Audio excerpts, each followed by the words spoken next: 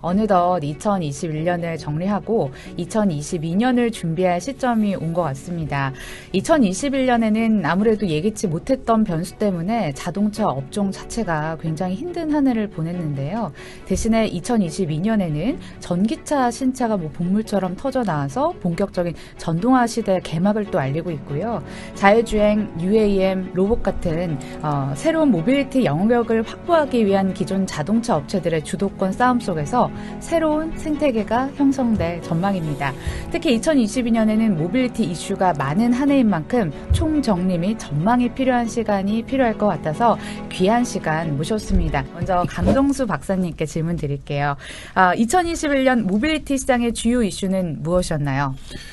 우선 가장 크게는 이제 전기차 산업의 태동들이 이제 진행됐다고 볼 수 있습니다. 가장 큰 세계 3대 시장이라 볼 수 있는 유럽 시장, 중국 시장, 그리고 미국 시장을 볼 때 우선 미국 시장은 전기차 점유율이 올해 말까지 했을 때 3%를 넘지 않을 것 같지만 유럽 같은 경우는 우선 10%를 넘어섰고요. 그리고 중국도 10%를 넘어섰습니다. 이런 부분에서 10%를 넘어섰다라는 것이 대단히 상징적인 신차 시장에서 전기차 시장이 10%를 넘어선 점이 가장 큰 이슈라고 볼 수가 있고요. 또 두 번째는 현대차가 예를 들자면 올해 제네시스 부분에서 수소차 개발을 중단한다든지 또는 내연기관차 개발 팀을 셧다운시킨다든지 이런 결정을 했던 것은 뭐냐면 완성차 업체들이 전기차 시장으로 이전하는 것이 사실은 자동차 기업의 역사상 가장 어려운 경영의 숙제입니다. 그리고 이런 이전을 이런 트랜스포메이션을 성공적으로 했던 기업이 없다 할 정도로 대단히 어려운 과제를 사실은 대단히 자이언틱한 과제를 가지고 있는데요. 이런 부분에서 현대기아차는 대단히 좀 더 빠른 속도로 움직이고 있지만 다른 완성차 업체들도 내부 준비 정렬들을 올해 거의 완성해 놓고 있고 이 완성된 결과물들이 22년에 신차 모델이 정말 홍수처럼 쏟아지는 이러한 형태로 가고 있다는 부분에서 경영진들과 그리고 안에서의 어떤 일종의 하나의 권력들, 인사 권력들에서의 어떤 정리 작업들이 끝난 해가 올해라고 저는 보고 있습니다. 네. 네, 점유율 확대도 또 의미 있는 수치들이 나오기도 했죠. 네. 그리고 또 올해를 돌아보면 지긋지긋했던 이 차량용 반도체 수급 문제가 생각이 나거든요. 5월만 지나면 보릿고개가 해결될 줄 알았는데 연말까지 여전히 해결될 기미는 보이질 않고 있습니다. 과연 2022년에는 차량용 반도체 문제가 좀 해결이 될지 김필수 교수님 어떻게 보세요? 상당히 지금 기대를 하고 있지만은 고민도 계속될 것 같아요. 일단 백신하고 비슷할 것 같습니다. 좀 공급이 되면은 풀릴 듯 하다가도 부족하면 또 이런 부족 현상 생기는 것과 마찬가지로 아마 내년도 이어질 가능성이 상당히 높습니다. 일단 발주를 하면은 오는데 20주 이상이 걸리고 또 중요한 부분들이 재고 물량을 많이 소진했기 때문에 그 쌓이는 부분들 또 재고 물량을 늘리는 것이 자동차 제작사들이 하나의 흐름이 돼버렸습니다. 더욱이 전기차가 활성화되면서 일반 내연기관차보다도 3배, 4배 정도 차량용 반도체 부족이 상당히 커질 수밖에 없거든요. 따라서 공급은 많아야 되는데 실제로 수요는 많은데 공급량이 딸리는 이런 부분들이 반복될 가능성이 있기 때문에 역시 국내에서 이 현대차 그룹을 중심으로 해서 이 차량용 반도체 부족으로 몇십만 대 이 생산을 제대로 못했던 게 올해라고 보는데 내년에도 역시 가장 큰 이슈가 이 차량용 반도체가 되지 않을까. 물론 코로나 오미크론이라든지 여러 가지 변수들이 있지만 아마 이런 것들은 점차 극복해가는 단계이기 때문에 결국은 내년에 활성화에 대한 것들은 차량용 반도체가 어떻게 되느냐가 가장 중요한 관건으로 보고 있고요. 또 자율주행 개념은 레벨 3 개념이 아마 내년에 본격화될 것으로 보고 있어요. 기업체들마다 레벨 4 이런 얘기를 하고 있지만 너무 오버하는 부분들이 굉장히 많거든요. 그런 측면에서 실질적으로 아마 내년에는 레벨 3 개념 더욱이 내연기관차에 자율주행차를 적용하는 방법보다 전기차는 자율주행 기술 적용하기가 훨씬 더 좋습니다. 공학적인 측면에서 이 배터리를 쓰기 때문에 전기 에너지가 굉장히 풍부하다는 거. 자율주행은 라이다 센서부터 각종 이 전기 에너지 소모량이 굉장히 큽니다. 근데 이 내연기관차는 전기 에너지가 상당히 좀 부족하거든요. 그런 측면에서 전기차를 그 기반으로 하는 자율주행 전기차에 대한 부분들 또 공간도 넓은 게 바로 전기차입니다. 그런 측면에서 보면은 전기차를 기반으로 하는 자율주행이 얼마만큼 다른 회사 대비 특화되고 차별화되느냐가 아마 중요한 관건으로 보고 있고 또 커넥티드 기능이라든지 아마 이런까지 가미가 되면서 실질적인 융합의 해가 내년이 되지 않을까라는 측면에서 기대가 되고 또 올해 전기차 전용 플랫폼을 통해서 완성도전 전기차가 나왔는데 내년 실질적인 도약기로 볼 수가 있습니다. 내수도 올해 말에 한 10만 대 정도가 판매돼서 누적 대수 24만 대, 5만 대 정도가 되거든요. 근데 지금 정부가 오버하는 부분도 있긴 있습니다. 얼마 전에 홍남기 부총리가 얘기를 했죠. 내년에 누적 대수 무공해차 50만 대, 2조 4천억 정도 쏟아붓는다고 얘기했는데 제가 전기차 협회장 맡고 있지만 아무리 따져도 50만 대가 안 되거든요. 물론 정부에서 발표하는 부분들은 오버하는 부분들이 좀 있어요. 근데 제가 보기에는 40만 대 좀 넘어가지 않을까. 근데 50만 대 기대치라고 생각하면 좋을 것 같으니까 아마 내년에는 훨씬 더 국내외 수입차까지 합치면 전 세계적으로 한 20가지 종류가 나오기 때문에 아마 이런 부분들은 소비자의 선택폭을 넓게 해준다는 거. 그러나 지금 신청하면은 차량용 반도체 부족으로 몇 개월 정도 기다려야 되니까 아마 그런 부분들은 반복이 되지 않을까 이렇게 지금 보고 있습니다. 네. 차량용 반도체가 역시 내년에도 좀 큰 변수가 되지 않을까라고 짚어주셨고요. 전기차 내년에 실질적인 도약기를 맞을 것이다라고 얘기를 했는데 정말 생각을 해보면 올해 정말 그 내연기관차 쪽에서 전기차 쪽으로 이렇게 변화하는 그런 모습들이 많이 관측이 됐고 뭐 10년 후에는 내연기관차 아웃 같은 걸 선언도 했던 기억이 좀 납니다. 염수환 이사님 과연 전기차 시장에는 내년도 가파른 성장이 있을까요? 뭐 내년만 그런 게 아니고 계속 가파르게 네네. 오르겠죠. 가파르게 성장할 것 같고 그래서 이제 주가 측면에서 보면은 투자하신 분들이 이걸 모르는 분은 이제 아무도 없잖아요. 네네. 뭐 전기차가 뭐 대세니까 그래서 내년도에 이제 중요한 건 결국 좀 변수들이 좀 많아서 그런 것들이 또 이 전기차 섹터 투자하신 분들이 좀 고민을 해야 될 것 같아요. 그래서 여러 가지가 있겠지만 몇 가지만 좀 말씀을 드려보면 결국 이제 전고체 배터리 얘기도 좀 계속 나오는데 이게 내년도에도 어떤 식으로 좀 영향을 줄지 사실 이제 제가 개인 투자분들하고 이렇게 그 상담을 해보면 전고체 배터리에 대한 이제 노이로제에 많이 걸려 계세요. 사실 이게 이제 왜냐하면 우리나라 2차 전지가 굉장히 악재다 보니까 근데 다행스럽게도 제가 조사한 바로는 사실 좀 쉽지는 않은 것 같아요. 이 전고체 배터리를 상용화한다는 게 지금 도요타도 뭐 올해 그 한번 이제 그 공개를 했지만 사실 여전히 그 도요타의 전략 중에 하나는 하이브리드 쪽에 좀 많이 치중돼 있는 상황이고 이제 리튬이온 배터리를 탑재한 자동차를 앞으로 대량 생산하겠다고 좀 선언을 했잖아요. 전고체 배터리가 성공을 했다면 그런 얘기 안 하고 그냥 바로 전고체로 갔겠죠. 근데 그만큼 전고체 배터리는 상용화하기까지는 시간이 굉장히 좀 많이 걸리지 않을까. 일단 이렇게 보고 있어서 이 부분 너무 걱정할 필요는 없는 것 같고 반도체 공급도 크죠. 사실 2차전지 섹터들이 좀 안 좋은 이유 중에 하나가 반도체 공급이 안 돼서 차량용 배터리 공급도 이제 안 되는 거 아니냐 이 네. 우려가 있는데 그러나 이제 이런 부분들은 좀 점진적으로는 좀 개선되지 않을까 이렇게 보고 있고 LFP랑 이제 그 이 NCM 배터리라고 그러죠. 우리나라 이제가 주력으로 하는 게 니켈, 코발트, 망간이 들어간 NCM 배터리인데 중국의 LFP 배터리를 지금 굉장히 공격적으로 하고 있잖아요. 그래서 테슬라도 이거 많이 채택하겠다 이래가지고 논란이 됐는데 근데 결국 저는 이거 같이 간다고 보고 있어요. 근데 이제 그 주행거리가 LFP는 굉장히 짧고 특히 지금같이 이렇게 추운 겨울철에는 주행거리가 훨씬 더 현격히 낮아지는 뭐 치명적인 좀 단점도 있고요. 그리고 폐배터리 이제 요새 배터리 재활용 얘기 많이 하잖아요. 근데 LFP는 태생적으로 분해가 좀 어렵기 때문에 배터리 활용하기가 좀 어렵다고 합니다. 근데 NCM 배터리는 그걸 다 또 재활용하기가 또 좋다 보니까 그런 면에서 NCM 배터리하고 LFP 누가 승자다 이거보다도 좀 같이 갈 수 있다라는 그런 그림으로 좀 생각을 해주시면 좋을 것 같아요. 그리고 배터리 내재화 얘기도 계속 나오지만 내재화 관련해서도 지금 뭐 폭스바겐이다 뭐 테슬라다 계속 뭐 선언들은 했지만 생각보다 생산 규모가 그렇게 많지가 않아요. 그들이 얘기했던 것에 비해서 좀 속도가 좀 늦어지는 건 사실이고 현대차는 어쨌든 배터리 뭐 그 내재화보다는 어쨌든 협력적으로 계속 얘기를 해주고 있기 때문에 내재화 이슈도 너무 걱정할 필요는 없지 않을까 이렇게 보고 있습니다. 근데 이제 이런 것들은 이제 지금 있는 데이터를 가지고 뭐 저도 그렇지만 많은 전문가들이 추론을 한 거지 내년에 또 어떻게 바뀔지 모르잖아요. 네, 그래서 네. 계속 투자하신 분들은 면밀히 체크하시면 좋겠고 근데 이런 상황에서 결국 이제 자동차 쪽을 봤을 때 현대차가 지금 어떤 포지션에 있느냐가 되게 중요한 것 같아요. 그래서 테슬라 대 넌 테슬라 진영으로 지금 딱 나눠져 있는데 거기서 이제 선두주자가 어떻게 보면 폭스바겐 같은 기업들이고 포드나 또 아니면 GM도 지금 가고 있는데 현대차가 지금 어떤 위치에 있는지 내년에 어느 정도 추격을 할 수 있을지 그 부분도 좀 관전 포인트 같고 그리고 이제 어차피 좀 중국이나 유럽은 커졌는데 미국의 전기차 시장이 얼마만큼 속도감 있게 빠르게 전개될지. 그래서 저는 지금 미국의 인프라 법안이 아직 통과가 안 됐잖아요. 지금 1월 달로 표결이 연계된 것 같은데 사회복지 지출 법안이 어쨌든 통과가 돼야 미국의 자동차가 이제 보조금도 지급이 되면서 전기차 시장이 굉장히 크게 열릴 것 같아요. 그래서 한국은 사실 미국 비중이 굉장히 중요하거든요. 왜냐하면 중국에서는 현대차 거의 사실상 뭐 표현이 그렇지만 망했잖아요. 안 팔려요.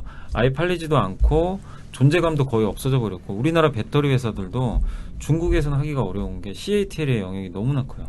그렇기 때문에 남아있는 건 유럽과 미국인데 유럽은 잘하고 있어요. 그러면 결국 주가가 상승하려면 미국에서 점유율을 자동차나 배터리가 얼마나 늘려주는지. 근데 그래서 그 전초전으로 1월 달에 있을 그 사회복지 지출 법안 이게 통과되는 게 무엇보다 저는 좀 중요하다고 생각합니다. 그래서 이런 그림들을 체크하시면서 성장이란 방향은 뭐 누구도 부인할 수는 없어요. 아직도 전기차가 대중화되려면 한참 남았기 때문에 여전히 뭐 고성장하는 건 맞는데 주가는 또 그거에 맞게 많이 올라간 기업들도 있기 때문에요. 이런 변수들을 면밀히 내년에 체크하시면서 대응을 하는 게 좀 필요할 것 같습니다. 네, 이사님께서는 내년에도 전기차 시장이 폭발적인 성장을 이어갈 것으로 매해 또 그렇게 성장을 이어갈 것으로 보고 계신 것 같았고 변수로는 뭐 전고체 배터리나 차량용 반도체, LFP 배터리 같은 얘기를 해주셨는데 안 그래도 그 질문 드리려고 했었거든요. 김필수 교수님께 네. 질문 드리고 싶은데요. 앞서 이제 염 이사님께서 여러 가지 내년에 주의해야 될 변수에 대해서 짚어주셨지만 현대차 자체적으로도 지금 계속 이야기가 되는 게 전기차나 자율주행차 선두권 업체와 격차를 좁히지 못한다는 지적도 있거든요. 테슬라의 독주라든지 뭐 전기차 시장 뭐 중국에서 아직 존재감을 드러나지 못하고 있다는 점이 신경이 좀 쓰이는데 어떻게 보세요? 상당히 고민되는 부분이라고 보고 있어요. 근데 이제 이 자동차 엔지니어링 측면에 있어서는 작년부터 나온 현대차 그룹의 제네시스 모델 같은 경우에는 이 전기차뿐만이 아니라 특히 이제 이 자율주행이 아니라 내연기관차에 대한 수준은 세계적인 수준까지 올라갔다 이렇게 얘기할 정도거든요. 그러니까 예전만 하더라도 자화자찬을 했었어요. 우리는 뭐 BMW 벤츠하고 비슷할 정도로 기술이 높아. 그러니까 사실 제3자들 입장에서 웃었었죠. 근데 이제 작년부터 나온 내연기관차 모델은 제3자인 전문가들이 인정하기 시작했다는 겁니다. 그래서 그 효과가 올해 보면 벌써 미국이나 우리 뭐 대한민국에서 제네시스 모델이 워낙 잘 판매가 돼서 영업이익률을 극대화시키는데 굉장히 큰 기여를 했거든요. 그래서 아마 본격적으로 중국하고 유럽이 어떻게 결과가 나오느냐. 근데 시장이 완전히 틀리거든요. 중국은 배타적이고 또 이미 뭐 제네시스에 대한 브랜드에 대한 것들이 스토리텔링이 없다 보니까 상당히 좀 고민되고 또 유럽은 충성도가 굉장히 높기 때문에 차를 함부로 바꾸지는 않습니다. 물론 일반 기아차를 비롯해서 이 대중차 모델이 11%까지 올라갔던 건 상당히 의미가 있지만 제네시스는 프리미엄을 안착시키기에는 상당히 고민이 많습니다. 근데 올해부터 나온 모델은 유심히 지금 보셔야 되는 게 전기차 전용 플랫폼인 이 GMP를 통해서 나온 모델이 다양한 모델이 나왔는데 완성도가 굉장히 뛰어납니다. 사실 글로벌 시장에서 다른 뭐 ID4라든지 그 밖에 여러 가지 뭐 테슬라 차량도 물론 인기를 많이 끌고 있지만은 옛날같이 완전히 독주 체제가 아니라 뒤에 완성차 업계의 완성도가 좋아지면서 간격이 굉장히 좁아졌습니다. 그러니까 굉장히 빠른 추격자가 됐다는 겁니다. 그래서 아마 이 테슬라의 독주가 올해부터 3, 4분기 국내에서 이미 누적 대수 현대차 아이오닉 5에 비해서 떨어지지 않았습니까? 그래서 올해 뭐 차량용 반도체 부족으로 공급량을 제대로 못해서 그런 부분들이 있는데 일단 전용 플랫폼을 통해서 나온 모델의 완성도는 세계 어떤 시장에 갖다 놔도 경쟁력이 굉장히 높다는 거. 그래서 두세 가지 모델은 뭐 일본에서는 아예 전기차가 안 나오다 보니까 그 포기했던 일본 시장도 전기차나 아니면은 넥스트 넥소 모델 같은 경우에는 이제 통할 수 있는 부분이 있지 않느냐라는 조심스러운 부분들이 있는데 제가 보기에는 전기차에 대한 부분들은 내년에 아이오닉 6라든지 이런 여러 가지 모델이 나오면서 가능성이 굉장히 큽니다. 물론 차량용 반도체 부족이 얼마만큼 공급량을 전기차를 제대로 공급해 주느냐가 관건으로 보고 있고요. 문제는 자율주행 관련 기술이 내년에 레벨 3 정도 나오는데 사실 선진국 대비해서 한 3년 정도 뒤져 있어요. 네. 그러다 보니까 그런 응용 소프트웨어적이라든지 아니면 라이다 센서 응용이라든지 이런 여러 가지 결국은 이 자율주행에 관련된 것은 라이다 센서 같은 센서의 하드웨어적인 시스템도 중요하지만은 이걸 얼마큼 융합시켜 주느냐에 대한 3D 솔루션에 대한 3D 소프트웨어가 굉장히 중요한 부분이거든요. 근데 그런 부분들은 아직 좀 떨어지는 부분이 있습니다. 그러니까 응용에 대한 부분들. 그래서 내년에는 차량용 반도체 부족 역시 이 부분들이 원하는 적재적소에 제대로 공급해 주느냐 또 기존의 전기차에다가 자율주행 기술을 얼마만큼 가미시켜야 되느냐에 대한 관건이 판매율까지 좌우되고 그게 결국 실적이고 주가를 올리는데 굉장히 중요한 요소가 되지 않을까 이렇게 좀 보고 있거든요. 아마 그 부분들이 굉장히 고민되는 부분이라고 보고 있어요.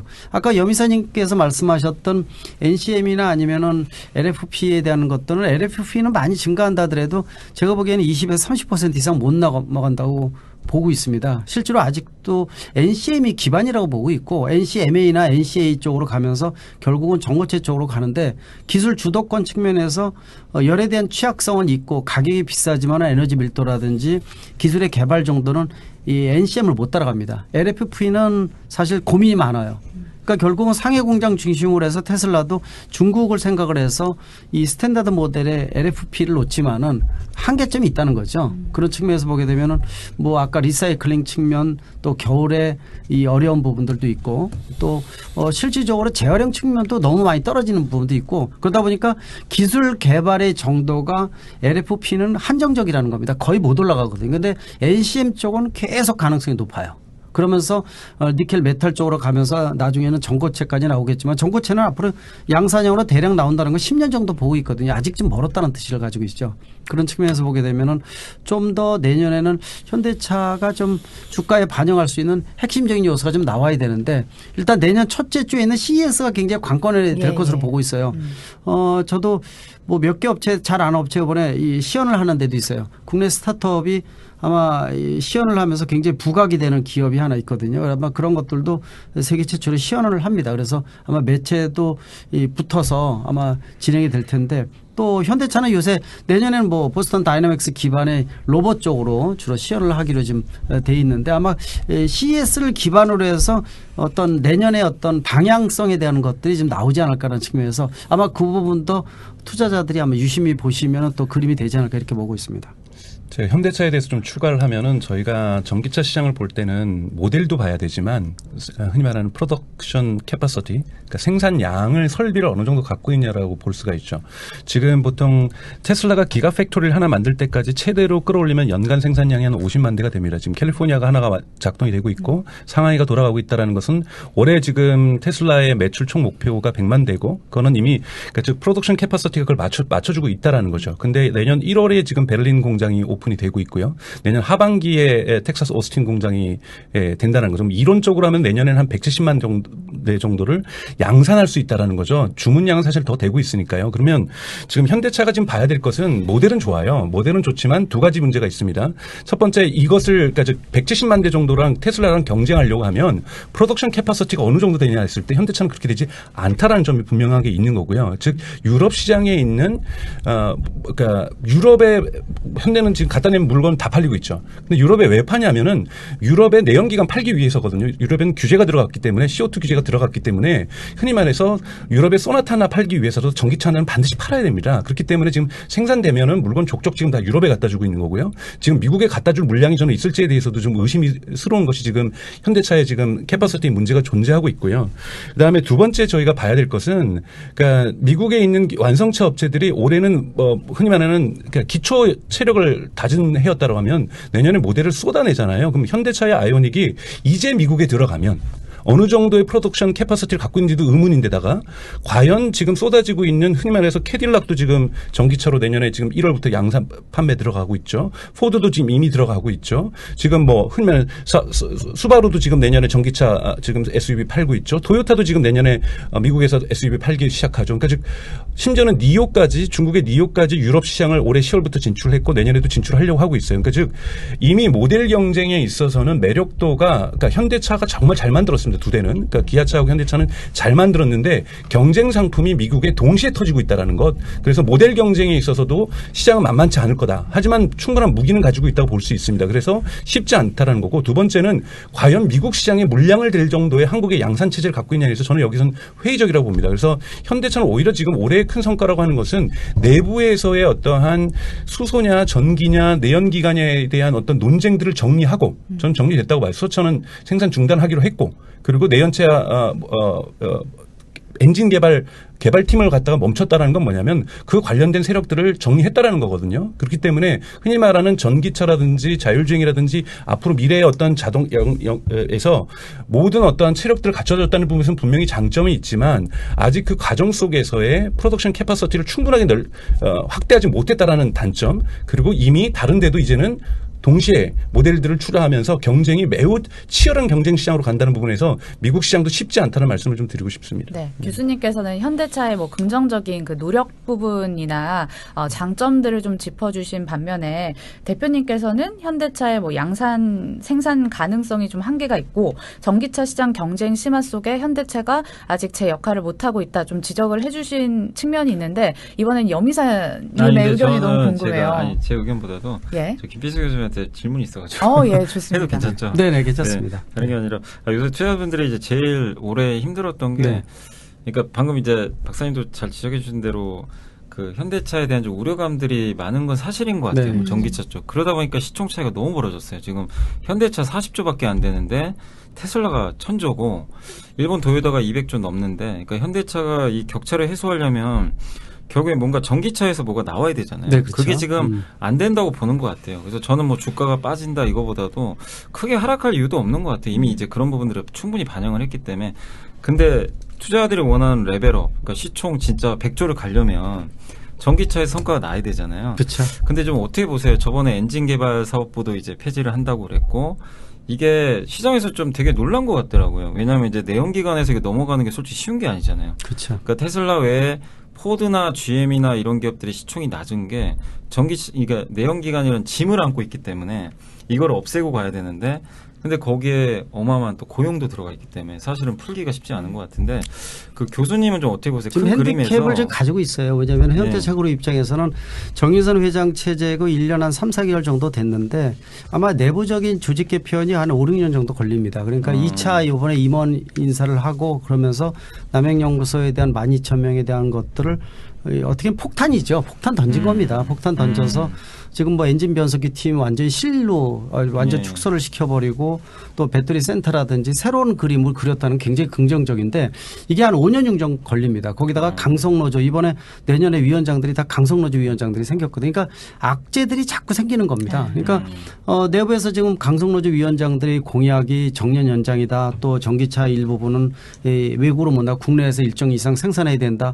이거 사실 수용 불가능한 얘기들이거든요. 이제 이런 것들이 나오는 것 자체가 현대차 그룹을 다리를 잡는 효과가 생깁니다. 그러니까 지금 아까 이 강 박사님 말씀하신 대로 전기차 전환 라인 같은 걸 본격적으로 바꿔야 되는데 내연기관에서 기존의 인력도 문제고 또 바꾸는 데에 대한 어떤 노조에 대한 부분들 이런 것들이 계속 발목 잡다 보니까 장점이 부각이 안 되고 단점이 부각되는 거예요. 그러다 보니까 올해 나온 거 보면은 주가 반영에 있어서는 너무 떨어졌거든요. 그게 이제 아마 투자자들이 굉장히 실망해서 제가 이제 현대차에 대한 것들은 5, 6년을 길게 보고 하시면 괜찮을 겁니다라고 얘기하는 이유가 아마 이 정의선 회장의 체제 자체가 아버지 때하고 완전히 틀립니다. 그래서 굉장히 긍정적으로 보고 있거든요. 그래서 아마 그거에 대한 시너지를 낸다는 거. 그리고 이번에 연구소를 개편했다는 얘기는 이제 본격적으로 심장을 건드렸다는 뜻이에요. 생산직을 건든 것보다 라인 자체를 아예 개발을 중지하고 또 물론 수소차에 대한 논란은 좀 있습니다. 이제 나오면서 수소차를 내후년에 제네시스 모델 나오는 거를 일단 2024년에 나오는 걸 없앴다라는 것들인데 그것도 논란이 좀 있거든요. 나온다 안 나온다라는 거 있는데 사실 정부가 저는 이제 정부 자문해주면서 그런 얘기를 했어요. 미국과 유럽이 수소차를 못 만드는 게 아니라 안 만든다. 아직 비즈니스 모델이 아니기 때문에 촛불대지 말라. 제가 말하는 촛불은 자기 몸태에서 거름대지 말라는 거예요.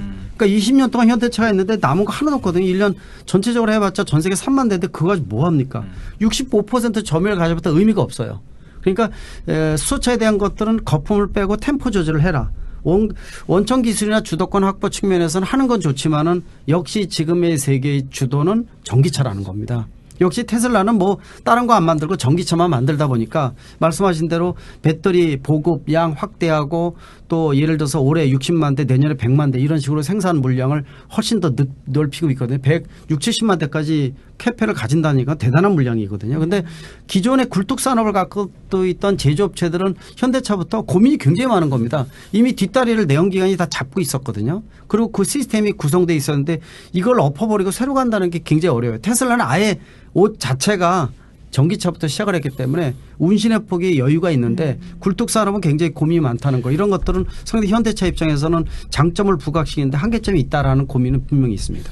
제가 추가적으로 한 말씀 더 드리면 이제 중국 시장이나 동남아 시장 전기차 시장을 또 볼 필요가 있다고 생각이 드는데 올해 1위가 전기차 시장 1위가 테슬라고 2위가 중국의 싸익입니다. 그러니까 상하이 자동차죠. 그리고 3위가 그다음에 그 폭스바겐이고 4위가 BYD고 5위가 현대기아차를 했거든요. 나름대로 이건 되게 좋은 성적이라고 저는 생각이 들어요. 근데 2위인 그 상하이 자동차가 내고 있는 게 홍강이라는 자동차입니다. $5,000짜리 자동차거든요. 이 판매율이 그러니까 만드는 족족 팔리고 있어요. 그러니까 이것의 생산 캐파만 늘어나면 테슬라도 꺾을 수 있는 위세입니다. 이 부분들이 중국 시장에서도 넘쳐나고 있고 즉 중국 시장은 대단히 저가용 2인용 자동차 또는 저가 자동차의 전기차 시장이 폭발적으로 증가하고 있다는 거고 또 하나 봐야 될 것은 이것이 얼마나 잘 만들었는지 모르겠지만 베트남에서 빔페스트라는 자동차를 올해 10월부터 시판에 들어갔다는 거죠. 즉 한국 현대기아차가 지금 인도네시아에다가 전기차 공장을 짓고 있다는 건 저는 매우 잘하는 포석이라고 생각이 들어요. 워낙 일본 차가 장악하고 있는 동남아 시장에서도 충분히 들어갈 여지가 있거든요. 그런데 여기에는 흔히 말하는 세단이라는 우리 고급차가 아니라 홍강과 같은 차가 시장을 들어가야 되는 거거든요. 워낙 그 소득 수준이 저희보다 훨씬 좀 떨어지고 있기 때문에 이런 부분에서 중국의 홍강이 중국뿐만이 아니라 동남아로 진출할 가능성도 존재하고 있다는 거고 여기에 맞춰서 하필이면 베트남에서도 이런 중저가용 그 전기차 시장에 뛰어들었다는 것 이것이 전방위적 경쟁이 악화라는 거죠. 즉 고급차 시장에서는 테슬라라든지 루시드라든지 또는 리비안이라든지 또는 기존에 있었던 GM이나 포드 같은 경우에서도 SUV라든지 픽업 트럭으로 진출하고 있고 그리고 세단에서 같은 경우에도 이런 신생 업체들이 존재하고 있고 저가 시장에서는 홍강과 같은 정말 상상도 초월할 수 없는 이런 가격대 이것들이 급 판매되고 있는 이러한 부분에서 압박이 되게 심하다라는 거죠. 그러니까 제가 아까 전에도 여러 번 반복하지만 현대기아차의 지금 가장 큰 장점은 경영진에 있어서 경영 전략을 수립하고 여기에 맞는 세팅은 잘 끝냈다. 이 세팅은 너무나도 훌륭하게 잘 끝냈다고 보고 이거는 토요타나 혼다 같은 경우 올해 8월에 2,000명 명예퇴직 시켰거든요. 그런데도 아직까지도 혼다가 그 어떤 엔진에 강한 브랜딩에서 전기차로 함부로 못 가는 거예요. 그런 일본의 어떤 더딘 발걸음을 생각한다라면 현대는 앞서 있지만 결코 세계 시장은 녹록하지 않다고 말씀드리고 싶습니다. 네. 현대차의 사업부 개편 의미가 심장을 건드리는 수준이라고 표현을 또 해주셨습니다. 그러니까 현대차는 덜고 갈 게 많은 상황이고 테슬라는 태생 자체가 전기차를 위해서 나타났기 때문에 같은 잣대로 좀 평가하기는 어렵다는 입장을 얘기를 해주신 것 같아요.